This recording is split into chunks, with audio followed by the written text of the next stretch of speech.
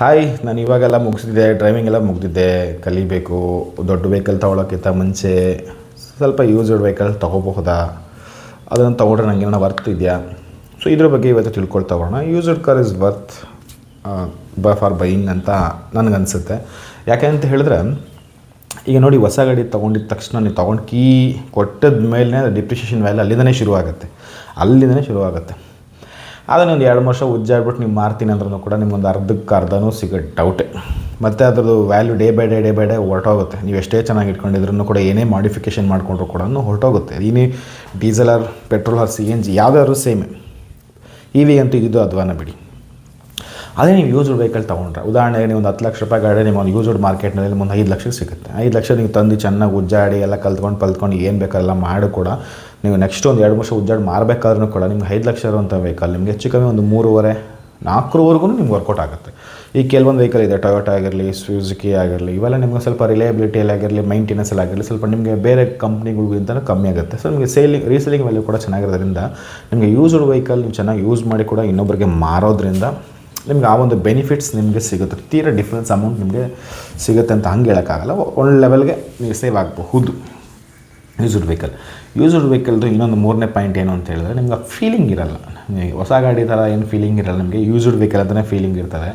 ನಿಮಗೆ ಸ್ವಲ್ಪ ಸಣ್ಣ ಪುಟ್ಟ ಸ್ಕ್ರ್ಯಾಚಸ್ಗಳು ಅಥವಾ ಹಳ್ಳಕ್ಕೆ ಗೊತ್ತಾಗ್ದಾಗ, ಅಥವಾ ಏನಾದರೂ ಅರ್ಧೋದಾಗ, ಅಥವಾ ಏನಾದರೂ ಆದಾಗ ನಿಮಗೆ ಅಯ್ಯೋ ಅಮ್ಮ ಹಂಗಾಗೋಯ್ತಾ ಅಂತ ಹೊಸ ಗಾಡಿ ಥರ ಫೀಲ್ ಬರಲ್ಲ. ಸೊ ಹಂಗಾಗಿ ನಿಮಗೆ ಅದು ಮ್ಯಾನೇಜಬಲ್ ಆಗೇ ಇರ್ತದೆ. ಮತ್ತು ಸ್ವಲ್ಪ ರಫ್ ಆ್ಯಂಡ್ ಟಫ್ ಯೂಸ್ ಮಾಡೋದಕ್ಕೂ ನಿಮ್ಗೆ ಹೆಲ್ಪ್ ಆಗುತ್ತೆ. ಮತ್ತು ನೀವು ಬೇರೆಯವ್ರು ಕೂಡ ನಿಮ್ಮ ಜೊತೆ ಇರೋ ಗಾಡಿ ಫ್ರೆಂಡ್ಸ್ಗಳು ಯಾರಿಗಾನ ಕೊಟ್ಟರು ಕೂಡ ನಿಮಗೇನು ಪ್ರಾಬ್ಲಮ್ ಆಗೋದಿಲ್ಲ ಆ ರೇಂಜಿಗೆ. ಸೊ ಹಂಗಾಗಿ ಯೂಸ್ಡ್ ವೆಹಿಕಲ್ದು ಈ ಒಂದು ಬೆನಿಫಿಟ್ಸ್ನು ಕೂಡ ನೋಡಬಹುದು. ಮತ್ತು ಅದು ಆಲ್ರೆಡಿ ಚೆನ್ನಾಗಿ ಉಜ್ಜಾಡಿರೋಂಥ ಗಾಡಿಗಳಾಗಿರುತ್ತೆ. ಅದು ಫಸ್ಟ್ ಓನರ್ ಆಗಿರೋ, ಸೆಕೆಂಡ್ ಓನರ್ ಗಾಡಿಗಳಾಗಿರೋ ಚೆನ್ನಾಗಿ ಉಜ್ಜಾಡಿರೋಂಥ ಗಾಡಿಗಳಾಗಿರೋದ್ರಿಂದ ಸೊ ನೀವು ಕೂಡ ರಫ್ ಆ್ಯಂಡ್ ಟಫ್ ಯೂಸ್ ಮಾಡೋದಕ್ಕೆ, ಅಥವಾ ಡ್ರೈವಿಂಗ್ ಇನ್ನೂ ಸ್ವಲ್ಪ ಚೆನ್ನಾಗಿ ಕಲಿಯೋದಕ್ಕೆ, ಡ್ರಿಫ್ಟ್ ಕಲಿಯೋದಕ್ಕೆ ಆಗಿರಲಿ, ಅಥವಾ ರ್ಯಾಶ್ ಡ್ರೈವಿಂಗ್ ಆಗಿರಲಿ, ಅಥವಾ ಸಿಟಿ ಡ್ರೈವಿಂಗ್ ಆಗಿರಲಿ, ಹೈವೇ ಡ್ರೈವಿಂಗ್ ಆಗಿರಲಿ, ಗ್ರೌಂಡಲ್ಲಿ ಓಡಿಸೋದಾಗಿರಲಿ, ಅಥವಾ ನಿಮ್ಮಲ್ಲಿ ಬೇರೆ ಯಾರನ್ನ ಓಡಿಸೋದಿದ್ರು ಕೂಡ ಎಲ್ಲರೂ ಕಲಿಯೋದಕ್ಕೆ ಒಂಥರ ಗುಡ್ ಅಂತ ಅನಿಸುತ್ತೆ. ಎಸ್ಪೆಷಲಿ ಹ್ಯಾಚ್ ಬ್ಯಾಕ್ ಗಾಡಿಗಳು. ಸೊ ಇದಿಷ್ಟು ಪ್ಲಸ್ ಅಂತ ಹೇಳಿದ್ರೆ, ಇಲ್ಲಿ ಮೈನಸ್ ಕೂಡ ಇದೆ. ಯೂಸ್ಡ್ ವೆಹಿಕಲ್ ತೊಗೊಳ್ಳೋದ್ರಿಂದ ಪ್ರಾಬ್ಲಿ ಅಂಡರ್ ವ್ಯಾಲಿಟಿ ಖಂಡಿತ ಇರೋದಿಲ್ಲ. ಮತ್ತು ಗಾಡಿಗಳು ತುಂಬ ಸ್ಕ್ರಾಚಸ್ಗಳು, ಡ್ಯಾಮೇಜಸ್ಗಳಾಗಿರುತ್ತೆ, ಇಂಜಿನ್ ಇಶ್ಯೂಸ್ಗಳು ಇರಬಹುದು, ಸಸ್ಪೆನ್ಷನ್ ಇಶ್ಯೂಸ್ಗಳು ಇರಬಹುದು. ಗಾಡಿ ಮೇ ಬಿ ನಿಮಗೆ 100% ಕಂಡೀಷನ್ಗಳು ಖಂಡಿತ ಅಂತೂ ಇರೋದಿಲ್ಲ. ನೀವು ಎಂಥ ಗಾಡಿ ತೊಗೊಂಡ್ರು ಅದ್ರಲ್ಲಿ ಏನಾದರೂ ಮೈನಸ್ ಇದ್ದೇ ಇರ್ತದೆ. ಇದಕ್ಕೆ ನೀವು ರೆಡಿ ಇರಬೇಕು. ಆ್ಯಂಡ್ ಸೆಕೆಂಡ್ ಥಿಂಗ್, ಅದ್ರ ಮೇಲೆ ಏನಾದರೂ ವೈಲೇಷನ್ ಕೇಸ್ಗಳಿತ್ತು ಅಥವಾ ಕ್ರೈಮ್ನಲ್ಲಿ ಇನ್ವಾಲ್ವ್ಮೆಂಟ್ ಆಗಿತ್ತು ಅಂತ ಹೇಳಿದ್ರೆ ಮತ್ತು ನಿಮಗೆ ತಲೆ ಬಿಸಿ ಆಗುತ್ತೆ. ಆ ಡಾಕ್ಯುಮೆಂಟ್ಸ್ ಈ ಡಾಕ್ಯುಮೆಂಟ್ಸ್ ಇಲ್ಲ, ಅದು ತಲೆ ಬಿಸಿ ಆಗುತ್ತೆ. ಮತ್ತು ಅವ್ರು ತೊಗೊಳ್ಬೇಕಾದಾಗ ಗಾಡಿಗೆ ಇನ್ಶೂರೆನ್ಸ್ ಕ್ಲೈಮ್ ಮಾಡಿದ್ರೆ ಇಲ್ವಾ ಅಂತ ನಿಮ್ಗೆ ಅದು ಇಮಿಡಿಯೇಟ್ಲಿ ತುಂಬ ಟೈಮ್ ತೊಗೊಳ್ತದೆ ಗೊತ್ತಾಗೋಕ್ಕೆ. ಮತ್ತು ಆ ಗಾಡಿ ಟೈರ್ಸ್ಗಳಾಗಿರಲಿ, ಅಥವಾ ಬೇರೆ ಇಂಜಿನ್ ಸಸ್ಪೆನ್ಷನ್ಗಳಾಗಿರಲಿ, ಸ್ಟೇರಿಂಗ್, ಗೇರ್ ಆಗಿರಲಿ, ಕ್ಲಚ್, ಬ್ರೇಕ್, ಎಕ್ಸಿಲರೇಟರ್ ಇವೆಲ್ಲವೂ ಕೂಡ ನಿಮಗೆ ಚೆನ್ನಾಗಿ ವೇರ್ ಆ್ಯಂಡ್ ಟೇರ್ಗಳೆಲ್ಲ ಆಗೋಗಿರ್ತದೆ. ಮತ್ತು ಅದಕ್ಕೆ ಯಾವಾಗ ಸರ್ವಿಸಿಂಗ್ ಇಶ್ಯೂಸ್ಗಳು ಬರುತ್ತೋ ಗೊತ್ತಾಗಲ್ಲ. ಆ್ಯಂಡ್ ಇನ್ನೊಂದು ಮೇಯ್ನ್ ಪಾಯಿಂಟ್ ಬಂದು ಮೀಟರ್ ಟ್ಯಾಂಪರಿಂಗು. ಅದು ಬಿಡಿ, ನಮ್ಗೆ ಹೇಳಿ ಸಾಕಾಗೋಯ್ತು ನಮಗೆ. ಅದು ಕರ್ನಾಟಕ ಗಾಡಿ ತೊಗೊಂಡ್ರು ಅದೇ ರಾಗ ಅದೇ ಹಾಡು, ನೀವು ಯಾವ ಸ್ಟೇಟ್ ತೊಗೊಂಡ್ರು ಅದೇ ರಾಗ ಅದೇ ಹಾಡೇ. ಸೊ ಇದೊಂದು ಇರ್ತದೆ. ಮೀಟರ್ ಟ್ಯಾಂಪರಿಂಗ್ದು ಪ್ರಾಬ್ಲಮ್ ಅಂತ, ಮೀಟರ್ ಟ್ಯಾಂಪರಿಂಗ್ ಮಾಡಿದ ತಕ್ಷಣ ಅದು ಗಾಡಿ ಕೆಟ್ಟ ಗಾಡಿ ಅಂತಲ್ಲ. ಇದು ನೀವು ಅರ್ಥ ಮಾಡ್ಕೋಬೇಕಾಗಿರೋದು, ಕೆಲವೊಂದು ಸ್ಪೇರ್ ಪಾರ್ಟ್ಸ್ಗಳು ಒಂದು ಅವಧಿ ಇರುತ್ತೆ. ಆ ಅವಧಿ ಏನು ಅಂತ ನಮಗೆ ಆ್ಯಕ್ಯುರೇಸಾಗಿ ಗೊತ್ತಾಗಲ್ಲ. ಗೊತ್ತಾಗದೇನಾಗುತ್ತೆ, ನಾವು ಅದನ್ನು ರಿಪ್ಲೇಸ್ಮೆಂಟ್ ಮಾಡಬೇಕು ಅನ್ನೋದೇ ನಮ್ಮ ತಲೆಗೆ ಗೋಜಿಗೆ ಹೋಗೋಲ್ಲ. ಏನೋ ನಡೀಲಿ ಅಂತ ಬಿಟ್ಬಿಡ್ತೀವಿ. ಕೊನೆಗೆ ಒಂದು ಟೈಮ್ ಸರಿಯಾಗಿ ಕೈ ಕೊಡ್ತದೆ. ಸೊ ಆವಾಗ ನಾವು ಪಶ್ಚಾತ್ತಾಪ ಪಡ್ತೀವಿ. ಇದು ಆ್ಯಕ್ಚುಲಿ ಮೀಟರ್ ಟ್ಯಾಂಪರಿಂಗ್ದು ಪ್ರಾಬ್ಲಮ್. ಈಗ ನೀವು ಎಷ್ಟೊಂದು ಗಾಡಿಗಳು ನೋಡಿ, ತುಂಬ ಜನ ಹೇಳ್ತಾರೆ ಟೊಯೋಟಾ ಗಾಡಿಗಳು ಚೆನ್ನಾಗಿ ಬಂದುಬಿಡ್ತಂತ. ಹಾಗೇನಿಲ್ಲ, ಎಲ್ಲ ಗಾಡಿಗಳು ಡ್ಯೂರೇಬಿಲಿಟಿ ಚೆನ್ನಾಗಿರುತ್ತೆ. ನಾವು ಹೆಂಗೆ ಇಟ್ಕೊಳ್ತೀವೋ ಹಂಗೆ ಬಂದೇ ಬರುತ್ತೆ. ನೀವು 2 ಲಕ್ಷ ಓಡಿಸೋರು ಏನಾಗಲ್ಲ, 3 ಲಕ್ಷ ಓಡಿಸೋರು ಏನಾಗಲ್ಲ, 4 ಲಕ್ಷ ಓಡಿಸೋರು ಏನಾಗಲ್ಲ. ಎಲ್ಲ ಗಾಡಿಗಳು ಚೆನ್ನಾಗೇ ಬರ್ತದೆ. ಬಟ್ ಇಲ್ಲಿ ಪ್ರಾಬ್ಲಮ್ ಏನು ಅಂತ ಹೇಳಿದ್ರೆ, ಏನು ಅಷ್ಟು ಲಕ್ಷ ಕಿಲೋಮೀಟರ್ ಓಡಿಸ್ತಿರ್ಬೇಕಾದ್ರೆ ಅದು ಏನು ಮೇಂಟೈನಿಂಗ್ ಮಾಡ್ತಿದ್ದಾರೋ ಅದು ರೆಕಾರ್ಡ್ ಇರಬೇಕು. ಸೊ ನೀವು ಯೂಸ್ಡ್ ವೆಹಿಕಲ್ ತೊಗೊಂಡಾಗ ರೆಕಾರ್ಡ್ಸ್ಗಳು ಇದೆಯಲ್ವ ಅಂತ ಗೊತ್ತಾಗೋದಿಲ್ಲ. ಇದು ಆ್ಯಕ್ಚುಲಿ ಪ್ರಾಬ್ಲಮ್ಗಳು. ಕೆಲವು ಕಡೆ ಸರ್ವಿಸ್ ರೆಕಾರ್ಡ್ ಸಿಗುತ್ತೆ, ಕೆಲವು ಕಡೆ ಸಿಗಲ್ಲ. ಕೆಲವರು ಏನು ಮಾಡಿರ್ತಾರೆ, ಜಾಸ್ತಿ ಓಡಿಸಿರ್ತಾರೆ, ತುಂಬ ಚೆನ್ನಾಗಿ ಮೇಂಟೈನ್ ಮಾಡ್ತಾರೆ. ಕೆಲವು ಕಡಿಮೆ ಓಡಿಸಿರ್ತಾರೆ, ಮೇಂಟೈನೇ ಮಾಡಿರೋಲ್ಲ. ಏನೋ ಇಶ್ಯೂಸ್, ಬರೀ 20,000-30,000 ಕಿಲೋಮೀಟರ್ ಓಡಿಸಿರ್ತಾರೆ ಪೆಟ್ರೋಲ್ ಗಾಡಿಗಳು, 2 ವರ್ಷ 3 ವರ್ಷದ ಗಾಡಿಗಳು. ಆಗಲೇ ಟೈರ್ನ ಹಾಳು ಮಾಡಿ ಇಟ್ಕೊಂಡ್ಬಿಟ್ಟಿರ್ತಾರೆ. ಸಸ್ಪೆನ್ಷನ್ ಕೊಳ್ಳಕ್ಕೆಲ್ಲ ಎತ್ತಕ್ಕೆ ಹಾಳು ಮಾಡಿಕೊಂಡ್ಬಿಡ್ತಾರೆ. ಮಗು ಬಂದು ಯಾವುದೋ ವಿಂಡ್ಶೀಲ್ಡ್ ಮೇಲೆ ಕಲೆ ತಾಕ್ಬಿಡ್ತು, ವಿಂಡ್ಶೀಲ್ಡೇ ಚೇಂಜ್ ಆಗೋಯ್ತು. ಇಲ್ಲ ಇಂಜಿನ್ ಆಯಿಲು ಏನೋ ಇಶ್ಯೂಸ್ಗಳಾಯಿತು, ಇಂಜಿನೇ ಸೀಸ್ ಆಯ್ತು, ಇಲ್ಲೋ ಬೇರೆ ಏನೋ ಹೆಡ್ ಬಿಚ್ಚಿದ್ರು, ಏನೋ ಒಂದು ಕ್ಲಚ್ ಇಲ್ಲ, ಗೇರ್ ಹೆಂಗಾದ್ರಂಗೆ ಹಾಕಿ ಅಧ್ವಾನ ಮಾಡಿ ಓಡ್ಸೋಕ್ಕೆ ಬರೋದೇ ನೆಟ್ಟಿಗೆ RPM ಮೇಂಟೈನ್ ಮಾಡ್ತಾ ಗೇರ್ನ ಹಾಳು ಮಾಡಿಟ್ಟಿರ್ತಾರೆ. ಇಲ್ಲ ಕ್ಲಚ್ ಬರ್ನಿಂಗ್ ಆಗಿ ಕ್ಲಚ್ ಪ್ಲೇಟು ಫ್ಲೈವೇಲ್ ಏನೋ ಆಗೋಗಿರ್ತದೆ. ಸೊ ಏನು ಬೇಕಾದ್ರೂ ಆಗಿರ್ಬೋದು ಯೂಸ್ಡ್ ವೆಹಿಕಲಲ್ಲಿ. ಸೊ ಇದೆಲ್ಲನೂ ನೀವು ರೆಡಿ ಇರಬೇಕು. ಸೊ ಹಾಗಾಗಿ ಯೂಸ್ಡ್ ವೆಹಿಕಲ್ ನೀವು ತೊಗೊಳ್ತಿದ್ದೀರಾ ಅಂತ ಹೇಳಿದ್ರೆ ನೀವು ಡೈರೆಕ್ಟಾಗಿ ಹೋಗ್ಕಿತ್ತ ಯಾರಾನ ಆಲ್ರೆಡಿ ಕಾರಲ್ಲಿ ಚೆನ್ನಾಗಿ ಓಡಿಸಿರೋರು, ಸ್ವಲ್ಪ ಮೈಂಟೆನೆನ್ಸ್ ಬಗ್ಗೆ ಗೊತ್ತಿರೋವಂತಹ ಅಭ್ಯರ್ಥಿಗಳು ಇರ್ತಾರೆ, ನಿಮ್ಮ ಸುತ್ತಮುತ್ತ ಸರ್ಕಲ್ ಇರ್ತಾರೆ, ಅವ್ರನ್ನ ಕರ್ಕೊಂಡೋಗಿ. ಒಂದು ವೇಳೆ ನಿಮ್ಗೆ ಅದು ಇಲ್ಲ, ಆ ಆಪ್ಷನ್ ನಿಮ್ಮ ಹತ್ರ ಇಲ್ಲ ಅಂತ ಹೇಳಿದ್ರೆ ಈ ಎಷ್ಟೋ ಕಡೆ ಹೊರಗಡೆ ಎಲ್ಲ ಗೋ ಮೆಕ್ಯಾನಿಕ್ ಆಗಿರಲಿ ಅಥವಾ ಬೇರೆ ಎಷ್ಟೋ ಕಡೆ ಯೂಸ್ಡ್ ಕಾರ್ ಇನ್ಸ್ಪೆಕ್ಷನ್ ಮಾಡೋರು ತುಂಬ ಜನ ಇದ್ದಾರೆ, ತುಂಬ ಚೆನ್ನಾಗೂ ಮಾಡ್ತಾರೆ. ಅವ್ರ ಹತ್ರ ಪೇಂಟಿಂಗ್ದು ಕೂಡ ಚೆಕಿಂಗ್ ಇರ್ತದೆ, ಅಂದರೆ ಗಾಡಿ ಎಲ್ಲಿ ಪೇಂಟ್ ಆಗಿದೆ, ರಿಯಾಲಿಟಿ ಏನಿದೆ ಅದು ಚೆಕ್ ಮಾಡ್ತಾರೆ. OBD ಸ್ಕ್ಯಾನ್ ಇರ್ತದೆ, ಪ್ರತಿಯೊಂದೂ ಕೂಡ ಅವ್ರ ಹತ್ರನೇ ಎಕ್ವಿಪ್ಮೆಂಟ್ಸ್ ಆಗಿರ್ತಾರೆ, ವೆಲ್ ಎಕ್ವಿಪ್ಡ್ ಆಗಿರ್ತಾರೆ. ಸೊ ಅಂಥವ್ರನ್ನ ಕರ್ಕೊಂಡೋಗಿ ಚೆಕ್ ಮಾಡಿಸ್ಬೋದು. ಬೆಟರ್ ಆಪ್ಷನ್ ನೀವು ಎಲ್ಲನ ಸರ್ವಿಸ್ ಸೆಂಟ್ರಿಗೆ ತೊಗೊಂಡೋಗ್ಬಿಟ್ರೆ ಇನ್ನೂ ಬೆಟ್ರು. ಗಾಡಿನ ತೊಗೊಂಡು ಅವ್ರನ್ನ ಕರ್ಕೊಂಡು ಸರ್ವಿಸ್ ಸೆಂಟ್ರಿಗೆ ಹೋಗ್ಬಿಟ್ರೆ ಎಲ್ಲ ಚೆಕ್ ಮಾಡ್ತಾರೆ. ಗಾಡಿನ ನಿಮ್ಗೆ ರ್ಯಾಕ್ಗೆ ಹಾಕಿ ನೀಟಾಗಿ ಕೆಳಗಿಂದ ಚೆಕ್ ಮಾಡೋಕೆ. ಆ್ಯಕ್ಚುಲಿ ತುಂಬ ಜನ ಮೇಲಿಂದ ಚೆಕ್ ಮಾಡ್ತಾರೆ, ಗಾಡಿನ ಆ್ಯಕ್ಚುಲಿ ಕೆಳಗಿಂದ ಚೆಕ್ ಮಾಡಬೇಕು. ನಿಮ್ಗೆ ಪ್ರತಿಯೊಂದು ಕೂಡ ಸಿಗುತ್ತೆ ನಿಮ್ಗೆ. ಯಾಕಂದರೆ ನಿಮಗೆ ಸಸ್ಪೆಷನ್ ಸೆಟಪ್ ಏನಿದೆಯೋ ಅದು ನೋಡೋಕ್ಕೆ ತುಂಬ ಸಿಂಪಲ್ ಅದು, ಬಟ್ ಬಿಚ್ತಾ ಹೋಗ್ತಿರೋ ಇಷ್ಟೊಂದು ಇದೆಯಾ ಅಂತ ಅನಿಸುತ್ತೆ, ಇಷ್ಟೊಂದು ಎಕ್ಸ್ಪೆನ್ಸಿವ್ ಇದೆಯಾ ಅಂತಲೂ ಅನಿಸುತ್ತೆ, ರೈಟ್? ಅದರಲ್ಲಿ ನೀವು ಏನಾರ ದೊಡ್ಡ ಗಾಡಿಗಳು 7 ಸೀಟರ್ ಗಾಡಿಗಳು ತೊಗೊಂಬಿಟ್ರಂತೂ ಮುಗಿದೋಯ್ತು. ಆಲ್ಮೋಸ್ಟ್ ಅದಕ್ಕೆ ಸಸ್ಪೆನ್ಷನ್ ಖರ್ಚಾಗುವಂಥದ್ದು ಏನು ಫುಲ್ ಟೈರಾಯ್ಡು ಲಿಂಕ್ ರಾಡು ಏನಿದೆ ಅದಕ್ಕೆಲ್ಲ ಖರ್ಚಾಗೋಷ್ಟು ಒಂದು ನ್ಯಾನೋ ಗಾಡಿನೋ ಒಂದು ಆಲ್ಟೋ ಗಾಡಿನೋ ತೊಗೊಂಡ್ಬಿಡ್ಬೋದು, ಹಂಗಾಗ್ಬಿಡ್ತದೆ.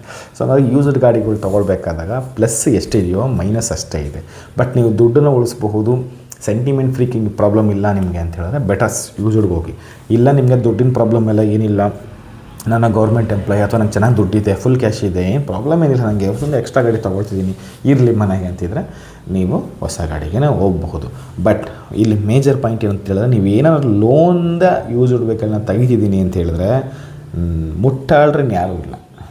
ಆ ಕೆಲಸನ ಯಾವತ್ತೂ ಮಾಡೋಕ್ಕೆ ಹೋಗಬೇಡಿ, ಅದರಷ್ಟು ವರ್ಸ್ಟು ಇನ್ಯಾವುದೂ ಇಲ್ಲ. ಸೊ ಯೂಸ್ಡ್ ಕಾರ್ಗೆ ಯಾವತ್ತೂ ಲೋನ್ನ ಮಾಡಿಸ್ಬೇಡಿ. ಹಂಗೆ ಮಾಡ್ಸಂಗಿದ್ರೆ ಹೊಸ ಗಾಡಿನ ತೊಗೊಳ್ಳಿ. ಯಾಕಂದ್ರೆ ಅದು ಇಂಟ್ರೆಸ್ಟ್ ರೇಟು ಜಾಸ್ತಿ, ಡಿಪ್ರಿಷಿಯೇಷನ್ ವ್ಯಾಲ್ಯೂ ತೀರಾ ಜಾಸ್ತಿ, ಮತ್ತು ಎಷ್ಟೋ ಗಾಡಿಗೆ ಲೋನೇ ಆಗೋಲ್ಲ. ಅದೆಲ್ಲ ಟೇಕಿಂಗ್ ರಿಸ್ಕ್. ಮತ್ತು ಕಮ್ಮಿ ಅಮೌಂಟ್ ಟೈಮ್ಗೆ ಸಿಗುತ್ತೆ, ಡೌನ್ ಪೇಮೆಂಟ್ ಜಾಸ್ತಿ ಮಾಡೋಕ್ಕಾಗುತ್ತೆ. ಕೆಲವರು ಹೇಳ್ತಾರೆ, ಈಗ ವೀಡಿಯೋಗಳೆಲ್ಲ ಹೇಳ್ತಾ ಇರ್ತಾರೆ, ₹1 ತಗೊಂಬನ್ನಿ ಮಿಕ್ಕಿದ್ದೆಲ್ಲ ಲೋನ್ ಮಾಡಿಸ್ತಾರೆ. ಸರಿಯಾಗಿ ಹೇಳ್ತಾರೆ, ತಿಂಗಳಿಗೆ 25,000 35,000 ನೀವು ಲೋನ್ ಕಟ್ಟಬೇಕು. ಆವಾಗ ಇರ್ತದೆ ನಿಮಗೆ. ಹಂಗೆಲ್ಲ ಮಾಡಬೇಡಿ. ಹಂಗೇನ ಮಾಡಬೇಕು ಅಂತಿದ್ರೆ ಎಲ್ಲೋ ಬೋರ್ಡ್ಗಳು ಇಟ್ಕೊಳ್ಳೋಂಗಿದ್ರೆ ಮಾತ್ರ ಮಾಡಿ. ನೀವು ಚೆನ್ನಾಗಿ ಟೂರ್ಸ್ ಆ್ಯಂಡ್ ಟ್ರಾವೆಲ್ಸ್ ಮಾಡ್ತೀರೋ, ಒಂದು 4-5 ಗಾಡಿ ತೊಗೋಬೇಕು, ಆವಾಗ ನೀವು ತೊಗೊಳ್ಳಿ. ಆ್ಯಕ್ಚುಲಿ ನಿಮ್ಗೆ ವರ್ಕೌಟ್ ಆಗುತ್ತೆ. ಅಟ್ಲೀಸ್ಟ್ ನಿಮ್ಗೆ ಅದರಿಂದ ದುಡ್ಡು ಬರುತ್ತೆ.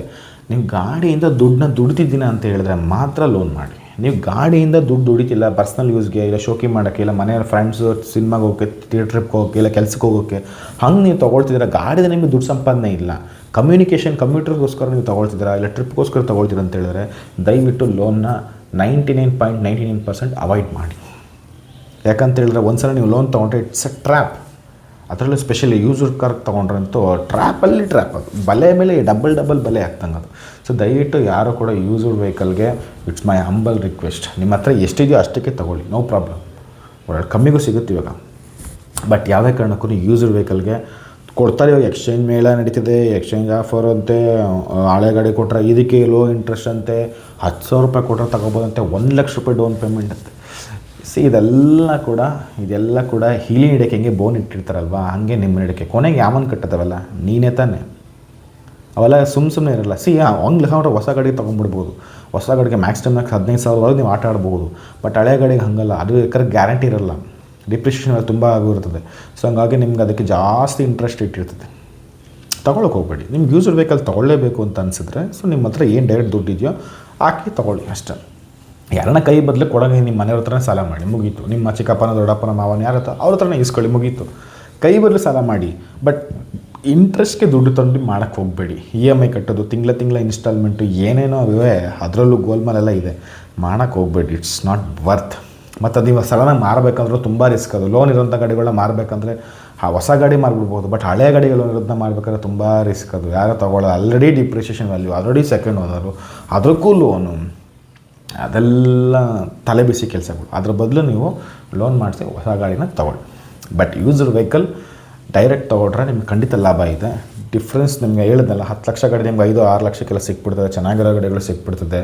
ಏನಿಲ್ಲ, ಒಂದು 60,000-50,000 ಓಡಿಸಿ ಗಾಡಿ ಓಡೋ ಮೀಟ್ರ್ ನಮಗೆ ಮ್ಯಾಟ್ರೇ ಆಗೋಲ್ಲ. ಇದನ್ನು ನೀವು ತಲೆ ಇಟ್ಕೊಳ್ಳಿ. ತುಂಬ ಜನ ಓಡೋ ಮೀಟ್ರ್ ಮ್ಯಾಟ್ರ್ ಆಗೋದೇ ಇಲ್ಲ. ನಾನು ಹೇಳಿದ್ನಲ್ಲ, ಹಿಂಗೆ ಕಮ್ಮಿ ಓಡಿರೋ ಗಾಡಿಗಳು ದರಿದ್ರವಾಗಿ ಇಟ್ಕೊಂಡಿರ್ತಾರೆ, ಜಾಸ್ತಿ ಓಡಿರೋ ಗಾಡಿಗಳು ಸಖತ್ತಾಗಿ ಮೇಂಟೈನ್ ಮಾಡಿರ್ತಾರೆ. ನಾನು ನೋಡಿದ್ದೀನಿ, ನಾನು 1.5 ಲಕ್ಷ 2 ಲಕ್ಷ ಇರೋ ಗಾಡಿಗಳ್ನೂ ಓಡಿಸಿದ್ದೀನಿ. ಅದಕ್ಕಿಂತನೂ ಈ 40,000-50,000 ಓಡಿಸಿರೋ ದರಿದ್ರವಾಗಿ ಇಟ್ಕೊಂಡಿರ್ತಾರೆ. ನಿಜ, ಎಸ್ಪೆಷಲಿ ಪೆಟ್ರೋಲ್ ವೆಹಿಕಲ್ ಇನ್ನೂ ದರಿದ್ರವಾಗಿ ಇಟ್ಕೊಂಡಿರ್ತಾರೆ. ಡೀಸೆಲ್ ಅಂತೂ ದರಿದ್ರ, ಎಲ್ಲನೂ ಎಲ್ಲ ಮ್ಯಾಟ್ರ್ ಒಂದೇ.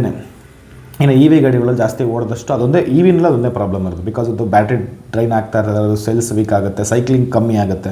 ಸೊ ಹಾಗಾಗಿ ಬ್ಯಾಟ್ರಿ ಗಾಡಿ ಬಿಟ್ಟು ನೀವು ಪೆಟ್ರೋಲ್ ಡೀಸೆಲ್ ಗಾಡಿಗಳಲ್ಲಿ ಓಡೋಮೀಟ್ರ್ ಮ್ಯಾಟ್ರ್ ಆಗೋಲ್ಲ. ಸೊ ಅದನ್ನು ನೀವು ನೆಗೋಷಿಯೇಟ್ ಮಾಡ್ಬೋದಷ್ಟೇ, ಬಟ್ ಅದನ್ನು ನೀವು ಅಳಿಯೋದಕ್ಕೆ ಗಾಡಿನ ತೊಗೊಳೋದಕ್ಕೆ ಅಳಿಯುವಂಥ ಮಾಪನ ಅಲ್ಲ. So it's depends on maintenance. ಗಾಡಿ ಎಲ್ಲ ಚೆನ್ನಾಗಿದ್ದು ಟೈಮ್ ಎಲ್ಲ ಸ್ಪೇಸ್ಗಳನ್ನ ಅದೆಲ್ಲ ಓದಬೇಕು. ಸರ್ವಿಸ್ ಹಿಸ್ಟ್ರಿಲ್ಲ ಅವೆಲ್ಲ ಓದಬೇಕು. ಎಲ್ಲ ಟೈಮ್ ಮೇಂಟೈನ್ ಆಗಿದೆ, ಎಲ್ಲ ಸ್ಪೇಸ್ಗಳನ್ನ ಟೈಮಿಂಗ್ ಬೆಲ್ಟ್, ಚೈನು, ರಾಡ್ಸ್ ಎಲ್ಲನೂ ಚೇಂಜ್ ಮಾಡಿದ್ದಾರೆ, ಟೈಮ್ ಟು ಟೈಮು ಯಾವಾಗ ಸರ್ವಿಸ್ ಆಗಿದೆ, ಯಾವಾಗ ಮಾಡಿದ್ದಾರೆ, ಏನೇನು ಹಾಕಿದ್ದಾರೆ, ಏನು ತೆಗೆದಿದ್ದಾರೆ, ಇವೆಲ್ಲ ಓದಬೇಕು. ಸರ್ವಿಸ್ ರೆಕಾರ್ಡ್ ಇದ್ದ ತಕ್ಷಣ ಗಾಡಿ ಸೂಪರ್ ಅಲ್ಲ, ಏನು ಮಾಡಿದ್ದಾರೆ ಅದು ಮುಖ್ಯ ಆಗುತ್ತೆ. ಸೊ ಇದನ್ನೆಲ್ಲ ನೀವು ಅರ್ಥ ಮಾಡಿಕೊಂಡ್ರೆ ಮಾತ್ರ ಒಳ್ಳೆ ಯೂಸರ್ ವೆಹಿಕಲ್ ನೀವು ತೊಗೋಬೋದು. ಬೆಸ್ಟ್ ಯೂಸರ್ ವೆಹಿಕಲ್ ನೀವು ಯಾವ್ದು ಬೇಕಾದ್ರೂ ತೊಗೋಬೋದು, ದಟ್ಸ್ ಯುವರ್ ಕಾಲ್. ಸೊ ನಿಮ್ಗೆ ಇಷ್ಟ, ರೆಡ್ ತೊಗೊಳ್ಳಿ, ವೈಟ್ ತೊಗೊಳ್ಳಿ, ಬ್ಲ್ಯಾಕ್ ತೊಗೊಳ್ಳಿ, ಅದು ನಿಮ್ಮ ಇಷ್ಟ. ಡೀಸೆಲ್ ತೊಗೊಳ್ಳಿ, ಪೆಟ್ರೋಲ್ ತೊಗೊಳ್ಳಿ, ಮ್ಯಾನ್ಯುವಲ್ ತೊಗೊಳ್ಳಿ, ಆಟೋ ತೊಗೊಳ್ಳಿ. ಆಟೋದಲ್ಲೂ ಸಿ ವಿ ಟಿ ಇದೆ, ಎಮ್ ಟಿ ಇದೆ, ಐ ಎಮ್ ಟಿ ಇದೆ, ಡಿ ಸಿ ಟಿ ಇದೆ, ಎಲ್ಲನೂ ಚೆನ್ನಾಗೇ ಇದೆ. ನಿಮ್ಮ ಕನ್ವೀನಿಯೆಂಟು. ಕೆಲವು ಆಟೋಮೆಟಿಕಲ್ಲಿ ನಿಮಗೆ ಗೇರ್ ಹಾಕೋ ಫೀಲ್ ಆಗುತ್ತೆ, ಜರ್ಕಿಂಗ್ ಫೀಲ್ ಆಗುತ್ತೆ, ಹಿಂಗೋಗಿ ರಚಕ್ ಪಚಕ್ ಅಂತ ಫೀಲ್ ಆಗುತ್ತೆ. ಈ ಡಿ ಸಿ ಟಿ ಮತ್ತು ಸಿ ವಿ ಟಿ ಎಲ್ಲ ಗೊತ್ತೇ ಆಗೋಲ್ಲ, ಆರಾಮಾಗಿ ಹೋಗ್ತಾ ಇರ್ತದೆ. It's up to you. ಯಾವುದೂ ರಾಂಗ್ ಅಲ್ಲ, ಯಾವುದೂ ರೈಟ್ ಅಲ್ಲ. ಸೊ ಯಾವ್ದು ಬೇಕಾದ್ರೂ ತೊಗೋಬಹುದು, ಬಟ್ ತೊಗೊಳ್ಬೇಕಾದ ಕಾಸು ನಿಮ್ಮದು, ನೀವು ತೊಗೊಳ್ಳೋದು ನಿಮ್ಮ ಮನೆಗೋಸ್ಕರ ತೊಗೊಳ್ಳೋದು. ಸೊ ಅದು ಯೋಚನೆ ಮಾಡಿ ತೊಗೊಳ್ಳಿ. ಏನು ಪರ್ಪಸ್ಸಿಗೆ ತೊಗೊಳ್ತಿದ್ದೀರಾ ಯೋಚನೆ ಮಾಡಿ, ಅದಕ್ಕೆ ಲೋನ್ ಮಾಡಬೇಕಾ ಬೇಡವಾ ಚೆಕ್ ಮಾಡಿ. ಯೂಸ್ಡ್ ಕಾರ್ ತೊಗೊಳ್ಬೇಕಾದ್ರೆ must and should inspection, trial ಎಲ್ಲನೂ ಕೂಡ ನೀವು ಮಾಡಿ. ಮೆಕ್ಯಾನಿಕ್, ಚೆನ್ನಾಗಿ ಗೊತ್ತಿರೋಂಥ ಮೆಕ್ಯಾನಿಕ್, ನಿಮಗೆ ನಂಬಿಕೆ ಅರ್ಹ ಇರಬೇಕು. ಆ ಥರ ಮೆಕ್ಯಾನಿಕ್ನ ಕರ್ಕೊಂಡೋಗಿ ಅವನು ಸ್ವಲ್ಪ 500,000 ತಿನ್ನಿಸಿ ಊಟ ಮಾಡಿ ಚೆನ್ನಾಗಿ ನೋಡಿ, ನೀನು ಗಾಡಿ ಓಕೆ ಮಾಡಿದ್ರೆ ಮಾತ್ರ ಮುಡ್ತೀನಿ ಅಂತೇಳಿ ಅವನ ಮೇಲೆ ಫುಲ್ ಬಿಲೀವ್ ಮಾಡಿ, ಅವನ ಮೇಲೆ ನಂಬಿಕೆಯನ್ನು ಒಂದು ಕಲ್ಲು ಬಂಡೆನ ಎತ್ತಾಕ್ಬಿಡಿ ಫಸ್ಟು. ಅವನು ನಿಮ್ಗೆ ಅವಾಗ ಹೇಳ್ತಾನೆ, ಇದು ತೊಗೊಳಪ್ಪ ಬೇಡಪ್ಪ, ಹಿಂಗೇನೋ ಇದೆ, ಮ್ಯಾನೇಜಬಲ್ ಇದೆ ತೊಗೋ ಅಂತ ಹೇಳ್ತಾನೆ. ಮ್ಯಾನೇಜಬಲ್ ಇದೆ ತೊಗೋಬಹುದು ಅಂದರೆ ಖಂಡಿತ ತೊಗೊಳ್ಳಿ. ಇಲ್ಲ ತೊಗೋಬೇಡ, ಹಿಂಗೆ ಪ್ರಾಬ್ಲಮ್ ಬರುತ್ತೆ, ಜಾಸ್ತಿ ಆಗುತ್ತೆ, ಇವಕ್ಕೆಲ್ಲ ಕಾಸ್ಟ್ ಆಗುತ್ತೆ ಅಂತ ಹೇಳಿದ್ರೆ ಮುಟ್ಬೇಡಿ. ನೀವು ದುಂಬಲ್ಲಿ ಬೀಳ್ಬೇಡಿ. ಮತ್ತು ಮೆಕ್ಯಾನಿಕ್ಗೆ ನೀವು ಮೆಕ್ಯಾನಿಕಿಂಗ್ ಮಾಡೋಕ್ಕೆ ಹೋಗಬೇಡಿ. ಅವ್ನು ಹೇಳಿದಾನೆ ಮುಗಿದೋಯ್ತಲ್ಲ, ಪ್ರಾಬ್ಲಮ್ ಇದೆ ಬೇಡ ಅಂದರೆ ಬೇಡ. ಇಲ್ಲ ತಗೋ, ಪರವಾಗಿಲ್ಲ, ಸಣ್ಣ ಪುಟ್ಟ ತಾನೇ ಮಾಡ್ಕೋಬೋದು, ಖಂಡಿತ ತಗೋ. ಇಲ್ಲ ಸೂಪರಾಗಿದೆ ಅಂದರೆ ಬಿಡಲೇ ಬೇಡ, ತಗೋ. ಬಟ್ ನಾನು ಹೇಳಿದೆ, ಇಷ್ಟು ಸೈಕಾಲಜಿ ಹಾಟ್ ಆಗುತ್ತೆ. ನೀವು ಹೋಗಿದ ತಕ್ಷಣ ನಂಗೆ ಗಾಡಿ ಇಷ್ಟ ಆಗಿಬಿಟ್ಟೆ, ದಯವಿಟ್ಟು ಕೊಟ್ಬಿಡಿ ಅಂತ ಬೆಗ್ ಮಾಡಬೇಡಿ. ಬಿಕಾಸ್ ದುಡ್ಡು ನಿಮ್ಮದು. ಸೊ ಬೆಗ್ಗಿಂಗ್ ಮಾಡೋಕ್ಕೆ ಹೋಗ್ಬೇಡಿ. Used vehicle it's a worth for buying compare to ಹೊಸ ಗಾಡಿ. ಮತ್ತು ಈಗ ಹೊಸ ಗಾಡಿ ರೇಟ್ ಕೂಡ ಜಾಸ್ತಿ ಆಗ್ತಾಯಿದೆ. ಹಾಗಾಗಿ ಯೂಸ್ಡ್ ವೆಹಿಕಲ್ಗಳನ್ನ ಆದಷ್ಟು ತೊಗೊಳ್ಳಿ. ಅದು ನಿಮಗೆ ಬೆಟರ್ ಆಪ್ಷನ್ ಸಿಗುತ್ತೆ, ಪ್ರೈಸ್ ಕಮ್ಮಿಗೆ ಸಿಗುತ್ತೆ. ಆ್ಯಂಡ್ ನೆಕ್ಸ್ಟು ನಿಮಗೆ ನೀವು ಅಂದ್ಕೊಂಡಿರೋ ಥರ ಆಪ್ಷನ್ಸ್ಗಳು ತುಂಬ ಓಪನ್ ಆಗುತ್ತೆ. ಸೊ ನಿಮ್ಗೆ ಹೊಸ ಗಾಡಿಯಲ್ಲಿ ಜಾಸ್ತಿ ಆಪ್ಷನ್ಸ್ಗಳು ಓಪನ್ ಆಗೋಲ್ಲ ನಿಮಗೆ. ಸೊ ನೀವು ನಿಮ್ಮ ಹತ್ರ ಬಜೆಟ್ನಲ್ಲೇ ನೋಡ್ತಿರ್ತಾರೆ, 11 ಲಕ್ಷಕ್ಕೆ ಈ ವೇರಿಯಂಟೇ ಸಿಗುತ್ತಾ, ಅಯ್ಯೋ ಇನ್ನು ಸ್ವಲ್ಪ ಹಾಕಿದ್ರೆ ಆ ವೇರಿಯಂಟ್ ಸಿಗುತ್ತೆ ಅನ್ನೋ ಡಿಸಪಾಯಿಂಟ್ಮೆಂಟ್ ಇರುತ್ತೆ. ಅದು ನೀವು ತೊಗೊಂಡ್ರಿ ಅಂದ್ಕೊಳ್ಳಿ, ಮ್ಯಾನ್ಯಲ್ ತೊಗೊಳ್ಬೋದ್ಲಿ, ಆಟೋಮೆಟಿಕ್ ತೊಗೊಂಡ್ಬಿಟ್ಟಿದ್ರೆ ಆರಾಮಾಗಿರೋದಲ್ವಾ. ನನ್ನ ಹೆಂಡ್ತಿನೂ ಓಡಿಸ್ತಿರ್ಲಿಲ್ಲ, ನನ್ನ ಗಂಡನೂ ಓಡಿಸ್ತಿದ್ದ, ಇದು ಬರುತ್ತೆ. ಆ್ಯಂಡ್ ಅಯ್ಯೋ ಕ್ರಿಸ್ಟಾ ತೊಗೊಳ್ಳೋ ಬದಲಾಗಿ XUV 700 ತೊಗೋಬೋದಾಗಿತ್ತಲ್ಲ, ಇನ್ನೂ ಸ್ವಲ್ಪ ದುಡ್ಡು ಹಾಕಿದ್ರೆ ಸನ್ರೂಫು, ಲಕ್ಸುರಿ, ಸಸ್ಪೆನ್ಷನು, ಅಡಾಸು ಏನೇನೋ ಸಿಕ್ಬಿಡೋದಲ್ಲ. 6 ಸ್ಪೀಡ್ ಬರುತ್ತೆ. ಇವೆಲ್ಲ ಈ ಯೋಚನೆಗಳು ಬರುತ್ತೆ ನಿಮ್ಗೆ. ಹೊಸ ಗಾಡಿ ನೀವು ಏನೇ ತೊಗೊಂಡು ನಿಲ್ಲಿಸಿ, ನಿಮ್ಗೆ ಯಾರಾದರೂ ಏನಾದರೂ ಒಂದು ಹೇಳ್ತಾರೆ. ಅದು ನನಗೆ ಫೀಲ್ ಆಗಿದೆ. ನಾನು ಫಸ್ಟ್ ತೊಗೊಂಡಿದ್ದೆ ಹೊಸ ಗಾಡಿ, ಅದು ನನಗೆ ಫೀಲ್ ಆಗಿದೆ. ಎಲ್ಲರೂ ಏನಾದ್ರು ಒಂದು ಹೇಳ್ತಾರೆ, ಅದಕ್ಕೆ ನೀವು ರೆಡಿ ಇರಬೇಕು. ಬಟ್ ಯೂಸ್ಡ್ ಅಲ್ಲ, ನಿಮ್ಗೆ ಹಂಗೆ ಹೇಳೋದ, ಹೌದಾ ಎಷ್ಟಾಯ್ತು ಎಷ್ಟು ಕೊಟ್ಟೆ ಹಂಗೆ ಕೇಳ್ತಾರೆ. ಹೌದಾ ಸೂಪರ್ ಬಿಡು, ಒಳ್ಳೆ ಗಾಡಿ ತೊಗೊಂಡಿದ್ದೆ ಅಂದ್ಬಿಟ್ಟು ಬಿಟ್ಬಿಡ್ತಾರೆ. ಹೊಸ ಗಾಡಿಗೆ ಹಂಗಲ್ಲ, ನರ್ಕ ಕೊಟ್ಬಿಡ್ತಾರೆ. ನರ್ಕ ಇದನ್ನೇ ಯಾಕೋ ತೊಗೊಂಡೆ, ನನಗೆ ಹೇಳಿದ್ರೆ ಒಳ್ಳೆ ಗಾಡಿ ಕೊಡಿಸಿದ್ನಲ್ಲೋ, ನನಗೆಲ್ಲ ರೀಲ್ ಬಿಡ್ತಾ ಇರ್ತಾರೆ. ಅವ್ರು ಯಾರೂ ಬರೋಲ್ಲ, ಕರೆದೆ ನಂಗೆ ಅಲ್ಲಿ ಫಂಕ್ಷನ್ ಇತ್ತು, ಇಲ್ಲಿ ಫಂಕ್ಷನ್ ಇತ್ತು ಅಂತ ಹೇಳ್ತಾರೆ. ಬಟ್ ತೊಗೊಂಡ್ಮೇಲೆ ಇದೇನು ಗಾಡಿನೇ ಅಂತಲ್ಲ, ನೀವೇನೇ ತೊಗೊಂಡ್ರು ಎಲ್ಲರೂ ಏನಾದರೂ ಒಂದು ರೀಲ್ ಬಿಡ್ತಾನೆ ಇರ್ತಾರೆ. ಸೊ ಅಯ್ಯೋ ಅದು ಯಾಕೋ ತಗೊಂಡೆ, ಮೇಂಟೆನೆನ್ಸ್ ಜಾಸ್ತಿ, ಮೈಲೇಜ್ ಬರೋಲ್ಲ, ಇದನ್ನು ತೊಗೋಬೇಕಿತ್ತು ಕಣೋ, ಹೆಂಗೈತೆ ಹಿಂಗೈತೆ ಅಂತ. ಓಕೆ, ಎನಿವೆ ನನ್ನ ಪ್ರಕಾರ ನನಗನ್ಸಿದ್ದು ನಾನು ಹೇಳ್ತಿದ್ದೀನಿ, used vehicle is best for beginners, best for mid class, best for ಬಡವರು. ಶ್ರೀಮಂತರಿಗೂ ಅದು ಆ್ಯಕ್ಚುಲಿ ಶ್ರೀಮಂತರು ಕೂಡ ತೊಗೊಳ್ತಾರೆ, ಲೋನಲ್ಲೇ ತೊಗೊಳ್ತಾರೆ, ಯೂಸ್ಡ್ ವೆಹಿಕಲ್ ತೊಗೊಳ್ತಾರೆ. ಅದೇನು ಪ್ರಾಬ್ಲಮ್ ಕೆಟ್ಟದೇನಲ್ಲ. So ultimate is your choice. Thank you so much and by.